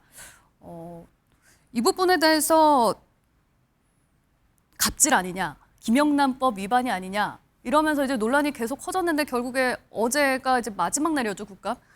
사과를 했어요. 어떻게 보셨습니까? 일단 결과적으로 피감 기관 중에 국정감사 기간 중에 결혼식 일정이 진행이 됐기 때문에 비판의 여지가 있습니다. 그리고 적절하게 피감 기관들이 부담을 느끼거나 아니면 화환을 보내거나 축의금을 내는 이런 상황이 발생하지 않도록 조치하지 않은 부분에 비판할 수 있습니다. 예. 이제 그 부분에 부적절했고 해명 과정에서도 논란이 있어서 최종적으로 이제 최민희 위원장도 사과한 거 아니겠습니까? 이제 문제가 있다는 걸 인정하는 거죠. 예. 그런데 아무리 그렇다고 해도 이 중요한 과방위 국감을 최민희 위원장에 대한 비판으로 일관하는 게 지금 맞습니까? 이건 정치적으로 책임져야 된다면 책임져야 될 문제고요. 부적절한 행위에 대해서 또 고발도 했다고 하니 예. 법적 판단도 받게 되면 받으시겠죠. 그 문제와 국정감사를 이렇게 뭐 하나 꼬투리 잡고 네. 그거로 일관해서 비판하는 걸로 상당 시간 국감의 마지막 특히 종합국감 같은 경우에는 이 국감을 마무리하면서 필요한 걸 잘 정리해야 되는 국감인데 끝까지 최민희 위원장 문제로 과방위 국감을 사실상 파행시킨 겁니다. 저는 정치적으로 비판받고 책임져야 될 몫은 최민희 위원장에 있지만 아무리 그렇다고 하더라도 국감장에서 온통 최민희 위원장 논란으로 몰고 간 부분에 대해서는 또 다른 평가가 있어야 된다고 봅니다. 뭐 만약에 국민의힘에서는 지금 사퇴를 해야 된다. 이 사과로도 부족하다라고 하는데 여기에 대해서 동의하십니까? 일단 뭐 국감 끝날 때까지 예. 이제 확인한 거고 본인의 사과가 있지 않았습니까? 네. 공식적인 사과가 있었으니까 이 정도는 충분하다. 이제 국민들의 여론을 살펴서 예. 당과 최민희 위원장이 뭐 현명한 판단을 하지 않을까 싶습니다. 예. 최민희 의원의 논란도 논란이지만 사실 이 문제로 너무 국정감사장에서 정쟁으로 몰고 간 국민의힘의 책임이 크다라는 식으로 들리거든요. 이게 정쟁인가요? 저는 개인적으로 최민희 위원장이 실제 이 문제가 불거진 것은 9월 달이었어요. 9월 달에 주진우 의원이 그 청첩장에 아까 말씀드린 카드 결제가 링크돼 있는 거 이거 문제 제기를 했단 말이에요. 그러면 예. 그 9월 달에 문제 제기를 했으면 뭔가 매듭을 지셨어야 되는 건데 꾸준히 와서 일단 결혼식을 치릅니다. 네. 치르게 되면 축의금 남겠죠. 그 뒤에 사과를 해요. 사퇴도 없어요. 이러면 다 이게 끝나는 거예요. 예. 국정감사가 사실 피감기관에 대해서 그러면 국민의힘 때문에 피감기관에 정책감사를 못했나요? 저는 아까 말씀 주신 대로 그 몇 번 저희가 작년 뉴스로 보는 그 몇 분 동안에 최민희 위원장께 문제 제기를 한 거예요. 이래서 국감을 못했나요? 그 부분도 저는 앞뒤가 안 맞는다고 보고 예. 이렇게 정치권 인사들, 유력 인사들은 본인들은 여러 가지 원하는 행사를 다 해요. 그다음에 원하는 부동산을 다 삽니다. 네. 그리고 나서 나중에 이게 국민적 비판의 대상이 되면 사과하고 말아요. 그러면 이게 견제가 되나요? 앞으로 또 그럴 거 아니겠어요. 그리고 사과하면 그만입니다. 예. 근데 이 최민희 위원장의 문제는 물론 결혼식이기 때문에 말을 조심해서 해야 되지만 자녀의 결혼식이기 때문에 물론 그런 부분이 있습니다만은 이게 국감 시즌에 결혼식을 잡힌 것을 이 9월 달에 문제가 나왔으면 모종의 뭔가 조치를 정도 하는 것은 국민께 예의라고 저는 생각을 해요. 근데 그걸 그대로 유지해 오시다가 아무 문제 없다. 제가 뭐 이런 말씀드리면 뭐하지만 사실과 다른 말씀까지 하시잖아요. 나 몰랐다. 결혼식 날짜도 잘 모르다가 뭐 최근에 알았다. 부모님께서 그런 정도의 대국민 해명까지 하시는다는 것은 예. 글쎄요, 그 부분에 대한 사과를 끝나야 되나요? 저는 이 부분은 네. 조금 더 깊은 고민이 돼야 되지 않나 싶습니다. 네.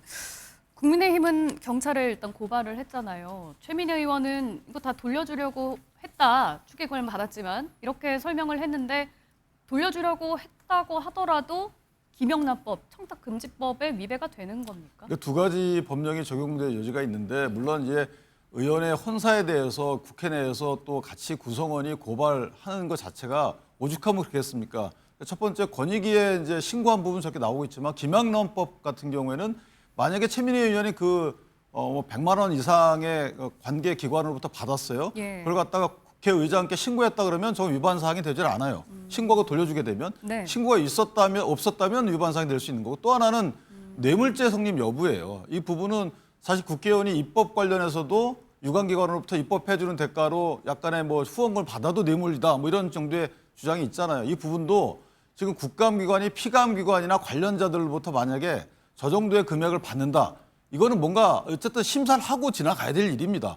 이걸 그냥 이거 혼사니까 그냥 둡시다. 네. 이렇게 해서 될 일은 아닌 것 같고요. 예. 최민희 의원은 번거로우실지라도 이 부분은 뭔가 체크를 하고 넘어가야 된다.